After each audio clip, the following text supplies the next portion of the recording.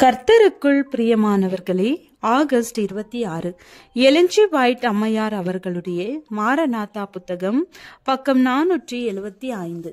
இன்றைய தியானத்திற்காக தெரிந்து கொள்ளப்பட்ட தலைப்பானது ஓய்வு நாள் தேவனுடைய முத்திரை.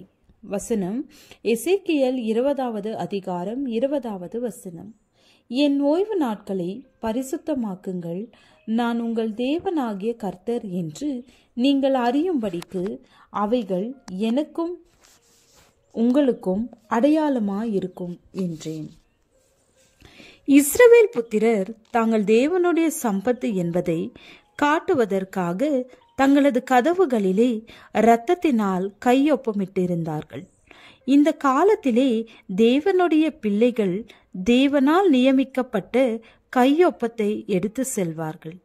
தேவனுடைய பரிசுத்த பிரமாணத்திற்கு இசைவாக அவர்கள் தங்களை வைத்திருப்பார்கள்.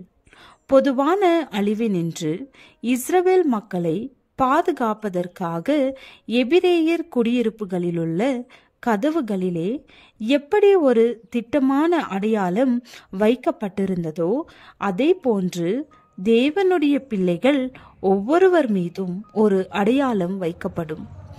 நான் தங்களை பரிசுத்தம் பண்ணுகிற கர்த்தர் என்று அவர்கள் அறியும்படிக்கு எனக்கும் அவர்களுக்கும் அடையாளமாய் இருப்பதற்கான என் ஓய்வு நாட்களையும் அவர்களுக்கு கட்டளையிட்டேன். எசேக்கியேல் 20வது அதிகாரம் 12வது வசனம். இந்த நமது உலகிலுள்ள ஒவ்வொரு ஆத்மாவும் படைப்பினாலும் மீட்பினாலும் தேவனுடைய சொத்தாகும். ஒவ்வொரு தனிப்பட்ட நபரும் அவரது ஜீவியத்திற்கான ஒரு பரீட்சையில் வைக்கப்பட்டிருக்கிறார். தேவனுக்கு சொந்தமானதை அந்த நபர் தேவனுக்கு கொடுத்து விட்டாரா?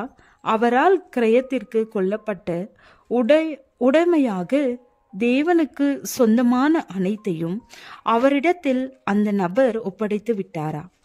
இந்த வாழ்க்கையிலே ஆண்டவரை தங்களது பங்காக மனதார பெற்றுக்கொண்டவர்கள் அவரது கட்டுப்பாட்டிற்குள் இருக்கிறார்கள். அவர்கள் தேவனுடைய விசேஷ உடைமை என்பதை காட்டுகின்ற தேவனுடைய அடையாளமாகிய அந்த முத்திரையை பெற்றுக்கொள்வார்கள். கிறிஸ்துவின் நீதியானது அவர்களுக்கு முன்பாக செல்லும். ஆண்டவரது மகிமை அவர்களுக்கு மீண்டும் கிடைத்த வெகுமதியாக இருக்கும். அவரது அடையாளத்தை பெற்றிருக்கும் ஒவ்வொரு மானிடனையும் அவர் பாதுகாக்கிறார். மேலும் கர்த்தர் மோசேயினிடத்தில், நீ இஸ்ரவேல் புத்திரரை நோக்கி, நீங்கள் என் ஓய்வு நாட்களை ஆசரிக்க வேண்டும். உங்களை பரிசுத்தப்படுத்துகிற கர்த்தர் நான் என்பதை நீங்கள் அறியும்படி இது உங்களுக்கு தலைமுறை தோறும் எனக்கும் உங்களுக்கும் அடையாளமாயிருக்கும். 6 நாளும் வேலை செய்யலாம், 7ஆம் நாளோ வேலை ஒளிந்திருக்கும் ஓய்வு நாள். அது கர்த்தருக்கு பரிசுத்தமானது. ஓய்வு நாளில் வேலை செய்கிறவன் எவனும் கொலை செய்யப்பட வேண்டும். ஆகையால் இஸ்ரவேல் புத்திரர் தங்களை தலைமுறை தோறும் ஓய்வு நாளை நித்திய உடன்படிக்கையாக ஆசரிக்கும்படி அதை கை கொள்ள கடவர்கள். அது என்றைக்கும் எனக்கும் இஸ்ரவேல் புத்திரருக்கும் அடையாளமாயிருக்கும். 6 நாளைக்குள்ளே கர்த்தர் வானத்தையும் பூமியையும் உண்டாக்கி 7ஆம் நாளிலே ஓய்ந்திருந்து பூரித்தார் என்றார். தேவனுடைய இந்த அங்கீகாரம் ஒவ்வொரு மானிடனுக்கும் ஒரு உயர்ந்த மதிப்புடையதாக விளங்குகிறது. அவரை நேசித்து அவரை சேவிக்கிற அனைவரும் அவரது பார்வையில் மிகவும் அருமையானவர்கள்.